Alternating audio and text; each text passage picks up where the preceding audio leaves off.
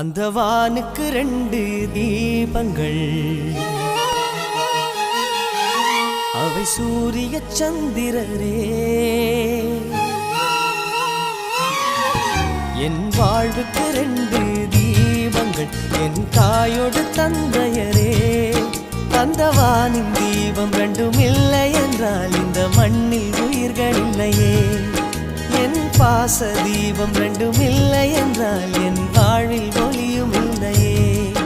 ஒரு தாய் தந்தை போலே உலகில் உறவில்லையே. தாய்தானே